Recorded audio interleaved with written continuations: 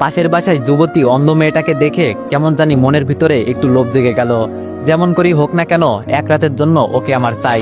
এত সুন্দর মেয়ে আমি কখনোই দেখি নাই। মাত্র 3 দিন হয়েছে ওরা এখানে আসছে। কালকে মেয়েটাকে ছাদে দেখে আমি যেন পাগল হয়ে গেছি ওর জন্য। আপুর কাছে জিজ্ঞেস করতেই বলল মেয়েটা নাকি অন্ধ। এত সুন্দর একটা মেয়ে নাকি অন্ধ, চিন্তা করা যায়। তবে আমার জন্য বেশ ভালোই হয়েছে। মেয়েটার বয়স এত বেশি হবে না, এই তো মনে হয় 15 কি 16। তবে চিন্তার বিষয় ওকে কিভাবে কাছে পাওয়া যায়। আমার জন্য তো বেশ সুবিধাই হয়েছে। মেয়েটা অন্ধ, কিছুই দেখতে পারে না, আমাকে চিনতেও পারবে না। ভাবছি আজকে রাতে কাজটা সেরে ফেলবো, যা হবার তো হবেই। ইস, মেয়েটাকে দেখলেই যেন মাথায় আগুন জ্বলে যায়। আমারও গার্লফ্রেন্ড আছে, কিন্তু এই অবস্থা আমার কখনো হয় নাই ওকে দেখে। বুঝলাম না এই মেয়ের ভিতরে কি আছে। আজকে রাতে যা করার করব। আমি জানি ও তো আমাকে চিনতে পারবে না। কাজটা আমার জন্য আরো সহজ হয়ে গেল। দেখতে দেখতে রাত হয়ে গেল। ওদের বাসার কাছে একটা আম গাছ আছে, ওইটা দিয়ে আস্তে আস্তে উপরে উঠে গেলাম। কিন্তু চিনব কি করে মেয়েটার রুম? ওই তো একটা রুমে মিটমিট করে আলো জ্বলছে। লাফ দিয়ে জানালার কাছে চলে গেলাম। জানালা খুলতেই দেখি হাত কেটে রক্ত পড়ছে। তাতে আমার কিছু আসে যায় না। হাতের দিকে না তাকিয়ে ভিতরে চলে গেলাম। মেয়েটা টেবিলের কাছে বসে কি জানি লেখার চেষ্টা করছে। মাথাটা ঘুরে গেল। এটা কি কোনো মেয়ে নাকি স্বর্গের পরী? আজকে আমি ওকে খুব কাছে থেকে পাবো। ভাবতেও যেন অনেকটাই ভালো লাগছে। মানুষ বলে কোনো মেয়ের সাথে জোর করে শারীরিক সম্পর্ক করলে সেটা নাকি হয়। তবে আমার কোনো আসে যায় না। মেয়েটাকে আমার পছন্দ হয়েছে। এখন যদি বলি ওকে এক রাতের জন্য আমার সাথে থাকতে, তখন সে কি রাজি হবে? কখনোই না। তাই আমার পথ আমাকেই অবলম্বন করতে হবে। আমার যে খুব ইচ্ছা ওকে কাছে পাওয়ার, সেটা তো কখনোই পূরণ হতো না যদি ওর সাথে জোর করে শারীরিক সম্পর্ক না করি। দরজার কাছে গিয়ে দরজাটা ভালো করে বন্ধ করলাম। ভিতর থেকে যদি গরুর মতো চিৎকার করলেও বাইরে কেউ শুনতে পারবে না। মেয়েটার পিছনে গিয়ে দাঁড়ালাম। ওর শরীর থেকে আলাদা একটা সুঘ্রাণ বেরোচ্ছে, যেটা আমাকে আরো পাগল করে দিচ্ছে। মেয়েটা পিছনে ফিরে বলল, কে কে এখানে? আরে এ তো দেখি সব টের পাই। আমি একটু দূরে সরে গেলাম, দেখি ও কি করে। তবে মেয়েটা বসা থেকে উঠে দরজার কাছে চলে যাচ্ছে। খুব ভালো করেই বুঝতে পারছি ও কি করতে চাইছে। তাড়াতাড়ি মেয়েটার কাছে গিয়ে ওকে কোলে তুলে বিছানার উপর ফেলে দিয়ে আমি ওর উপর শুয়ে পড়লাম। মেয়েটা এবার কান্না সুরে আমাকে বলল, ভাই আমাকে ছেড়ে দেন, আপনার পায়ে পড়ি। আমি বললাম সে পড়িও, এখন আমি যেই কাজে আসছি সেটা করি, চুপচাপ শুয়ে থাক। মেয়েটা এবার চোখের পানি ছেড়ে দিয়ে ছটফট করতে করতে বলল, আপনি আমার ধর্মের ভাই লাগেন, আমাকে ছেড়ে দেন, আমি একটা অন্ধ মেয়ে, আমার এত বড় সর্বনাশ করবেন না। মেয়েটার মুখে হাত দিয়ে বললাম, তোর এত কথা শোনার সময় আমার নেই। ওড়না দিয়ে ওর মুখ বেঁধে দিলাম। মেয়েটার কাপড় টেনে টেনে খুলে ফেলেছি, কিন্তু অবাক করা বিষয় ওর চোখ দিয়ে শুধু পানি পড়ছে। বুঝলাম ওর দিকে তাকিয়ে থাকলে মায়া লেগে যাবে আমার। আমি আমার মতো কাজ করতে লাগলাম। সব শেষ করে উঠে টি শার্ট গায়ে দিতে দিতে ওর মুখের বাঁধন খুলে দিলাম। শোয়া থেকে উঠেই মেয়েটা পায়ে লাথি দিয়ে আমাকে দূরে ফেলে দিল। কুত্তার বাচ্চা, আমাকে অন্ধ পেয়ে দর্শন করলি না? এর ফল তুই পাবি। কেন করলি আমার সাথে এটা? বেশি কি কমে ছিল রে? আমি উঠে ওর চুল ধরে বললাম, চুপ কর। আর বিশেষ করে তোকে আমার প্রথম দেখাতেই খুব পছন্দ হয়ে গেছে, তাই আমার মন যা চাইছে আমি তাই করছি। আর আমি জানি তুই অন্ধ, আমার কিছুই হবে না। মেয়েটা আমার পুরো মুখটা হাত দিয়ে দেখতে লাগলো। আমি ওর হাত দূরে সরিয়ে বললাম, একটা পিল খেয়ে নিস। বিছানায় হালকা হালকা দাগ আছে। জানালা দিয়ে বের হয়ে পিছনে তাকিয়ে দেখি মেয়েটা বিছানা থেকে উঠতে গিয়ে মেঝেতে পড়ে গেল। বুঝতে পারছি ওর উপর বেশি অত্যাচার করে ফেলেছি। তবে যাই হোক, আমার মনের আশা তো আজকে পূরণ হয়েছে। আস্তে আস্তে জানালা দিয়ে রুমে আমার প্রবেশ করলাম। এত এত খুশি লাগছে আজকে বলার বাইরে। যা চেয়েছি তাই পেয়েছি। বক্সেরে দুমদাম নাচতে শুরু করলাম। মনের খুশি যেন ধরে রাখতে পারছি না। আমি যখন এই মেয়েটাকে কাছে চাইবো তখনই পাবো। ইস, কি যে ভালো লাগছে। আমার দেখা প্রথম কোনো সুন্দরী মেয়ের সাথে আজকে শারীরিক সম্পর্ক করলাম। আহা, কি আনন্দ আকাশে বাতাসে। হঠাৎ শুনি কে জানি দরজায় টুকু দিয়ে ডাকছে। আমি গিয়ে দরজা খুলতে ঠাস ঠাস করে 2টা চর পড়লো আমার গালে। তাকিয়ে দেখি আমার বড় বোন। আমি আপুর দিকে হাসি দিয়ে তাকিয়ে বললাম, আপু আজকে আমি অনেক অনেক খুশি। আপু রাগী দৃষ্টিতে তাকিয়ে বলল, এই মাঝরাতে তোর নাচার সময় আমরা কি তোর জন্য ঘুমাতেও পারবো না একটুও? আমি বললাম, যে পরে ঘুমিয়ে নিস, আগে আমার সাথে নাচ। আমি আপুর হাত ধরে নাচাতে লাগলাম। ওই যে নাগিন গানে, ছেলেরা এই গানে খুব নাচতে পারে। রুমে পড়ে থাকা লাঠিরা দিয়ে আপু ইচ্ছে মতো আমাকে মারতে লাগলো। একটু পর আম্মু আব্বু সব ভাইয়া রুমে চলে আসলো। আমি আম্মুর কাছে গিয়ে দাঁড়িয়ে বললাম, তোমার মেয়ে আমাকে মারছে, দেখছো আম্মু? আপু আমার দিকে তেড়ে এসে বলল, তোরে মারবো না তো কি আদর করব? জানো আম্মু তোমার ছেলে কি করেছে? এই মাঝরাতে বক্সে গান ছেড়ে নাচানাচি করছে, তাও আবার আমাকে বলে নাচতে। বাবা রাগী দৃষ্টিতে তাকিয়ে বলল, কি রে দীপু, মাঝরাতে এটা কি শুরু করলি? আম্মু বলল, বাবা কি হয়েছে হঠাৎ তোর? আমি খুশি মনে বললাম, আম্মু আজকে আমি অনেক খুশি। যা চেয়েছি তাই পেয়েছি। ভাইয়া আমার দিকে তাকিয়ে বলল, দেখ দীপু, এই মাঝরাতে আমরা কেউ তোর নাটক দেখতে আসি নাই, যা গিয়ে ঘুমা, এই খুশিতে আত্মরা হলে হবে না, সকালে এই খুশি প্রকাশ করিস। আমি আপুর দিকে তাকিয়ে বললাম, ডাইনি কোথাকার, ডেকে নিব তোরে। আপু বলল, তবে রে। আমি আম্মুর থেকে সরে গিয়ে বললাম, আয় দেখি সাহস থাকলে। বাবা ধমক দিয়ে বলল, এই তোরা যার যার রুমে যা, আর দীপু চুপচাপ ঘুমা গিয়ে। আমি মাথা নিচু করে বললাম, সবাই চলে গেলে শুধু আপু দাঁড়িয়ে আছে। আমি বললাম, আপু চল না একটু ড্যান্স করি। আপু চোখ লাল করে চলে গেল। যাক বাবা, কি এমন করে ফেলেছি আমি? দরজা লাগিয়ে বিছানায় শুয়ে আছি, তবে বারবার মেয়েটার মায়াবী দৃষ্টি আমার সামনে ভেসে উঠছে। আপনি আমার ধর্মের ভাই লাগেন, এই কথাটা সবসময় কানের কাছে বাজছে। আমি কি কোনো ভুল করেছি? আরে না না, আমি আবার কি ভুল করব? ও তো অন্ধ একটা মেয়ে, আমার আবার কি করবে? যখন মন চাইবে ওকে ব্যবহার করব। কিন্তু আমি তো এতটা খারাপ ছিলাম না। ওকে দেখার পর কেমন যেন ভিতরে হিংস্র পশুটা জেগে উঠেছে।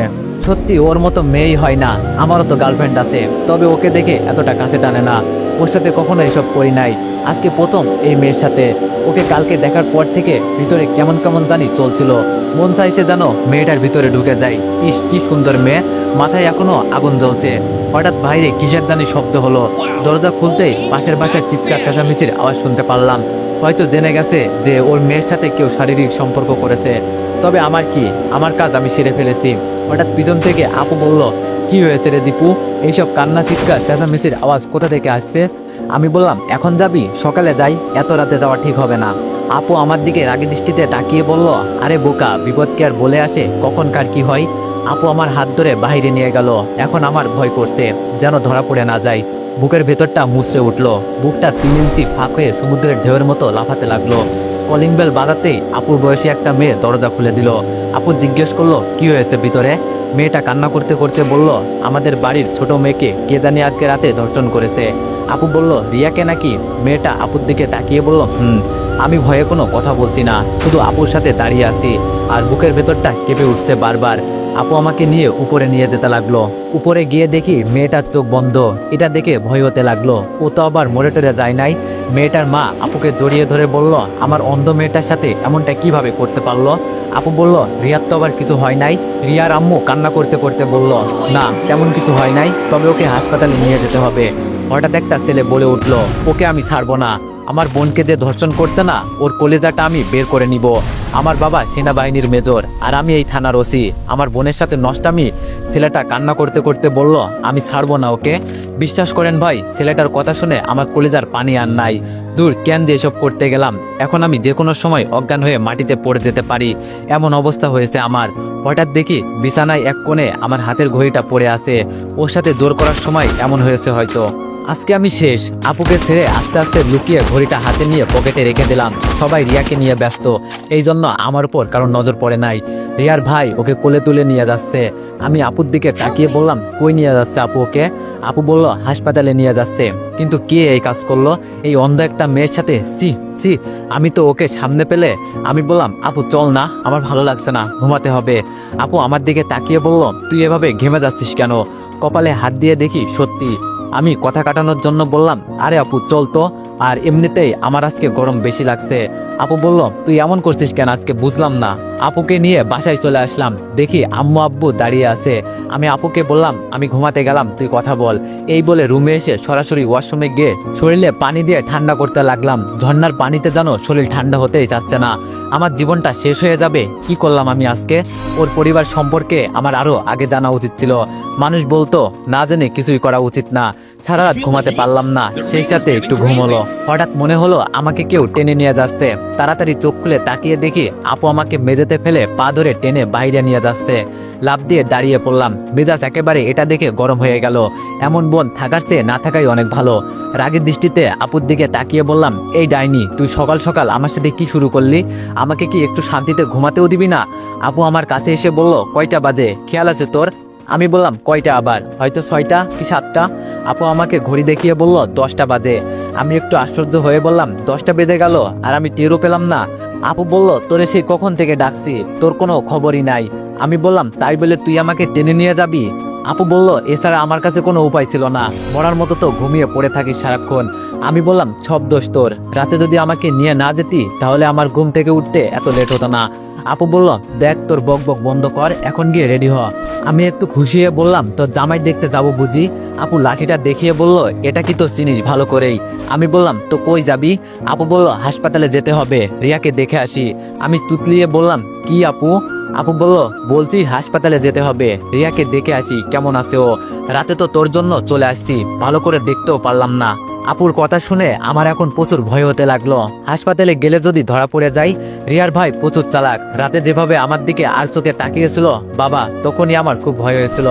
আপু আমার চুলটা টান দিয়ে বলল, কিরে কথা বলছিস না কেন? আমি ভয়ে ভয়ে বললাম, আপু তুই যা, আমার একটু কাজ আছে। আপু বেশ কিছুটা রেগেই বলল, আমি তোরে বলছি না রেডি হতে, যা গিয়ে রেডি হ, এত কথা বলিস কেন? আমি আপুর একটা হাত ধরে বললাম, আপু আমার না একটা বন্ধুর সাথে দেখা করা লাগবে, তুই বরং ভাইয়াকে নিয়ে যা। বড় কথা হলো, যে কোনো মূল্য হলেও আমাকে এই বিপদ থেকে বাঁচতে হবে। জীবনে সবচেয়ে বড় ভুল করে ফেলেছি, এখন মনে হচ্ছে যদি এই বিপদ থেকে বাঁচতে না পারি জীবনটাই বরবাদ হয়ে যাবে। একটু খুশির জন্য কি না করলাম আমি। আপু আমার চোখের দিকে তাকিয়ে বলল, তোর কি মনে হয় ভাইয়া আমার সাথে যাবে? ও তো সারাক্ষণ ওর হবু বউকে নিয়ে পড়ে থাকে, নইলে কি তোরে বলতাম আমি? এবার আমার কপাল দিয়ে রাতের মতো ঘাম ধরতে শুরু করবে বুঝি। কি এক বিপদে পড়লাম, আপু আমাকে নিয়ে যাবেই, এটা খুব ভালো করেই বুঝতে পারছি, বাঁচার মতো কোনো রাস্তা নেই। আমি বললাম, আচ্ছা আপু তোরা হাসপাতালে দিয়ে চলে আসলে হবে। আপু বলল, দেখ ভাই আমার মাথা গরম করিস না, নাইলে রাতের মতো। আমি আর কিছু বললাম না, জানি আপুর সাথে আমি পারবো না, তাই সরাসরি ওয়াশরুমে ঢুকে ফ্রেশ হলাম। রেডি হয়ে বাইরে এসে দেখি আপুর হাতে খাবার নিয়ে দাঁড়িয়ে আছে। আমি খুব খুশি হয়ে বললাম, আমার জন্য এত কষ্ট করার কি দরকার আছে আপু, আমি নিজেই তো খেয়ে নিতে পারতাম। আপু আমার দিকে অগ্নি চোখে তাকিয়ে বলল, এইসব তোর জন্য না, রিয়ার জন্য, আর চল এখন, এমনিতেই অনেক দেরি হয়ে যাচ্ছে। আমি বললাম, কিন্তু আপু আমি তো কিছুই খাই নাই। আপু বলল, পরে খাবি, সকালে উঠলি না কেন, এখন চল। আমি আম্মুকে ডেকে বললাম, দেখো না আম্মু, তোমার মেয়ে আমাকে মেরে ফেলতে চাইছে। আম্মু রান্নাঘর থেকে বলল, মিতুর সাথে যা, আর আসার সময় রেস্টুরেন্ট থেকে কিছু খেয়ে আসবি। রাগ করে বাইরে চলে গেলাম। বাসায় একটা চাকরের দাম নেই আমাকে, মন চাই মাঝে মাঝে নিরুদ্দেশ হয়ে যায় কোথাও। একটা রিক্সা নিয়ে হাসপাতালের দিকে রওনা দিলাম। যত কাছে যাচ্ছি ততই যেন বুকের ভেতর দুকানিটা বেড়েই চলেছে। মনে হচ্ছে যেন এবার আমার সাথে বড় কিছু হবে, আপু আমাকে ধরিয়েই দিবে, ওর জন্য আর পারি না, শুধু আমাকে বিপদে ফেলে। কি করি এখন? হাসপাতালে এসে আপুর পিছনে পিছনে যেতে লাগলাম। ভিতরে গিয়ে দেখি রিয়ার ভাই বাইরে একটা বেঞ্চের উপর বসে আছে, চোখ মুখ একদম লাল হয়ে গেছে, মনে হয় সারা রাত ঘুমায়নি, নাকি রাগে এমন হয়েছে কি জানি। আমার তো ভিতরে একদম মনে হচ্ছে যেন প্রাণটা বের হবে হবে অবস্থা। রিয়ার ভাই একবার আমার দিকে তাকিয়ে দেখলো, আমি মাথা নিচু করে আপুর পিছনে হাঁটতে লাগলাম। বড় কথা, কোনোভাবে ধরা পড়া যাবে না বা কারো চোখে সন্দেহ জাগানো যাবে না, নইলে জীবন শেষ। ভিতরে গিয়ে দেখি রিয়ার আম্মু রিয়ার সাথে কথা বলছে। এটা দেখে একটু ভালো লাগলো আমার, যাক ওর তো আবার কিছু হয় নাই, মনের ভিতরে একটু সাহস জাগলো। তবে রিয়াকে হাসপাতালের বেডে দেখে নিজেকে একটু অপরাধী মনে হচ্ছে। আন্টি আমাদের দেখে প্রশ্ন করলো, তোমরা কেন আসলে মা এখানে? আমরাই তো একটু পর চলে যাব। আপু আন্টির কাছে গিয়ে বলল, কি যে বলেন না আপনি, আমাদের পাশের বাসায় থাকেন আপনারা, আর এই অবস্থায় আপনাদের পাশে থাকবো না আমরা? আর তাছাড়া রিয়া তো আমাদের ছোট বোনের মতোই। রিয়া ওর মায়ের হাত ধরে বলল, কে এসেছে আম্মু? আন্টি রিয়ার হাতের উপর হাত রেখে বলল, পাশের বাসায় তো রিয়া আপু আর ওর ছোট ভাই। আপু রিয়ার আম্মুকে বলল, আন্টি আপনি যান, এখানে কিছু খাবার আছে খেয়ে আসুন, আমি কিছুক্ষণ রিয়ার পাশে বসে আছি। আন্টি আপুর দিকে তাকিয়ে বলল, না মা তোমাদের কষ্ট করতে হবে না, আমাদের দেখতে এসেছো এটাই বেশি। আমি বললাম, আরে আন্টি সমস্যা নেই, আমি আর আপু এখানে কিছুক্ষণ আছি। আর বাইরে দেখলাম ভাইয়া বসে আছে, দেখে মনে হয়েছে সারা রাত ঘুমাই নাই, চোখ মুখ কেমন লাল হয়ে আছে, পারলে ভাইয়াকে নিয়ে বাসা থেকে ঘুরে আসেন, আগে আপদ বিদায় করি। কেমন জানি আমার ভিতরে ভয়টা যেন বেড়েই যাচ্ছে রিয়ার ভাইকে দেখে। আপু আমার কথায় তাল মিলিয়ে বলল, আন্টি আপনি যান, আমরা রিয়ার কাছে আসি। রিয়া ওর আম্মুকে চলে যেতে বলল। আমাদেরকে রেখে রিয়ার মা চলে গেল। হঠাৎ আমার রিয়ার উপর নজর পড়লো। কি ছিল রিয়া, আর এক রাতে কি হয়েছে? মুখটা একদম শুকিয়ে গেছে, চোখের নিচে কালো দাগটা পড়ে গেছে। ওর চেহারাটা কি ছিল আর কি হয়েছে? সব আমার জন্য হয়েছে। নিজের উপর এখন নিজেরই ঘৃণা হচ্ছে। এইসব করার আগে একটু চিন্তা ভাবনা করতাম। এত সুন্দর একটা মেয়ে, আর এক রাতের মাঝে কি হয়েছে? আপু গিয়ে রিয়ার পাশে বসলো। রিয়ার আপুর হাতটা ধরে বলল, ভালো আছেন আপু? আপু রিয়ার হাতটা মুঠোই করে বলল, তোমার এই অবস্থা দেখে কিভাবে ভালো থাকি বলো? কি করে তোমার সাথে এমনটা করতে পারলো? জানো, তোমার এই অবস্থা দেখার পর আমার অনেক খারাপ লাগছে। যদি আমি নিজের কাছে ছেলেটাকে কাছে পাই না, নিজের হাতে হত্যা করব। আমার মনে হয় কখনো ভালো মেয়ের সন্তান হতে পারে না। ওই কথাই আছে না, এইসব কাজ কারা করে? যাদেরকে সমাজে কাপুরুষ বলা হয়। এছাড়া এই কাজ কেউ করবে না, শালা কাপুরুষ কোথাকার। আপুর কথা শুনে মাথাটা নিচু করে ফেললাম। চোখ থেকে মনে হচ্ছে যেন জল গড়িয়ে পড়বে। আমার আপু আমাকে কাপুরুষ বলল। ঠিকই তো বলেছে, আমি কোনো ভালো মেয়ের সন্তান হতে পারি না। একটা মেয়ের উপর লোভ দেওয়ার কারণে আজকে আমি কি হলাম, সমাজের মানুষের কাছে আমি একজন ধর্ষণকারী সেজে গেলাম। ওই রাস্তায় বেড়ানো কুকুর আর আমার মাঝে কোনো পার্থক্য নেই। এখন মনে হচ্ছে ওরা মাঝে মাঝে খালি রাস্তায় কোনো মেয়ে পেলেই যেন ছিঁড়ে ছিঁড়ে খায়। আমার আর ওদের মাঝে তো এখন মনে হচ্ছে কোনো পার্থক্যই নেই। কি চি, নিজের উপর এখন ঘৃণা হচ্ছে। রিয়া মৃত অপর হাত ধরে কান্না করতে করতে বলল, জানেন আপু, আমার অনেক ইচ্ছা ছিল, সব শেষ করে দিয়েছে। আপু রিয়ার চোখের পানি মুছে দিয়ে বলল, কান্না করিও না, সব ঠিক হয়ে যাবে, এসব নিয়ে আর চিন্তা করিও না। এখন বলো তোমার কি ইচ্ছা ছিল, আমাকে বলো, আমি সব পূরণ করব। রিয়া মিথ্যা একটা হাসি দিয়ে বলল, খুব ইচ্ছা ছিল কোনো স্কুলের শিক্ষক হব। স্কুলের ছোট ছোট ছাত্রদের সাথে আমি খেলাধুলা করব, ওদের নিয়ে মজা করব। কখনো যে আমার সাথে এমন কিছু হবে আমি ভাবতেও পারি নাই। আমার সব স্বপ্ন ভেঙে দিয়েছে আপু, আমার কাছে এখন আর তেমন কিছুই নাই। আপু রিয়াকে মিথ্যা একটা আশ্বাস দিয়ে বলল, আরে বোকা মেয়ে, এসব নিয়ে চিন্তা করো কেন? মনে করো এটা একটা অ্যাক্সিডেন্ট ছিল, ভুল করে এসব হয়ে গেল। আমি জানি তুমি সব পারবে, যখন সুস্থ হবে আমার কাছে আসবে, আমি তোমাকে পড়াবো, তোমার স্বপ্ন আমি ভেসে যেতে দিব না। রিয়া আপুর কথায় একটা হাসি দিয়ে বলল, আপনি খুব ভালো আপু, তো এখন বলো তোমার কেমন লাগছে?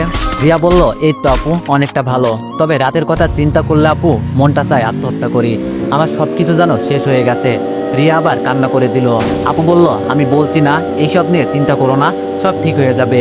রিয়া আপুর হাতটা ছেড়ে দিয়ে বলল, জানেন আপু, রিয়া আমার সাথে এইসব করেছে, আমার তাকে শুধু একবার সামনে থেকে অনুভব করার খুব ইচ্ছা আছে। তাকে শুধু একটা প্রশ্ন করব, এই অন্ধ মেয়েটার সাথে এমনটা না করলে কি হতো না? ওকে একবার সামনে পেলে বলবো, জানেন একটা অন্ধ মেয়ের পৃথিবীতে আলো দেখার মতো ক্ষমতা তার নেই, নিজের আপন মা ভাইদের দেখতে পারে না, কাউকে নিজের চোখে দেখে একটু আনন্দ পাবো সেটাও পারি না। আপনাদের মতো আমরা কোনো বড় বড় পার্টি দেখে মজা পাই না, কারণ আমরা যে অন্ধ, এই দুনিয়াতে আলো দেখার ক্ষমতা উপরওয়ালা আমাদের দেয় নাই। একটা অন্ধ মেয়ের অনেক স্বপ্ন থাকে, অনেক স্বপ্ন ছিল আমার বুকে, ভাবছিলাম এগুলো পূরণ করব। তার আগেই আপনি আমার সব স্বপ্ন শেষ করে দিলেন। জানেন আপু, ও আমার এই অন্ধ হওয়ার সুযোগটা নিয়েছে, আমাকে বলে গেছে তুই তো আর দেখতে পারিস না। তো এভরিওয়ান, তোমরা অনেকেই দেখতেছি গল্পটিতে বাজে মন্তব্য করতেছো, তো তোমাদেরকে বলি ফার্স্ট পার্ট দেখেই কেউ বাজে মন্তব্য করবেন না, আগে পুরো গল্পটি শুনুন, তারপর না হয় যা ইচ্ছা তাই করেন। আর শেষ পর্যন্ত শুনে যদি গল্পটি ভালো না লাগে তাহলে আমাকে আনফলো প্লাস আনসাবস্ক্রাইব করে দিয়েন। ধন্যবাদ।